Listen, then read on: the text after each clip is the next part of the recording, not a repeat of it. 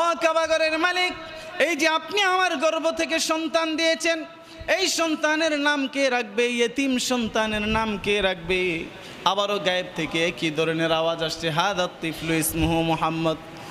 এই শিশুটির নাম হচ্ছে মুহাম্মদ। এখন একটু শুনছে, এখন তেমন ভয় পায় নাই। আবারও আল্লাহ তাআলার কাছে জিজ্ঞাসা করতেছে, ও আল্লাহ, এই যে এতিম শিশুটি, এই শিশুটির নাম কি রাখবো?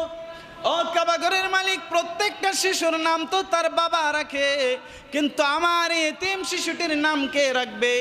আল্লাহ তাআলা আবারও গায়েবের মাধ্যমে আওয়াজ দিয়ে জানিয়ে দিল, হাদাত তিফলু ইসমুহু মুহাম্মদ। এই শিশুটির নাম হচ্ছে মুহাম্মদ। জুড়ে বলেন সুবহানাল্লাহ। দুনিয়ার ভিতর দুইটি শিশুর নাম আল্লাহ তাআলা নিজেই সরাসরি ভাবে রেখে দিয়েছেন। একটা হচ্ছে ইয়াহইয়া, আর একটা হচ্ছে আমাদের নবী সাল্লাল্লাহু আলাইহি ওয়াসাল্লামের নাম মুহাম্মদ।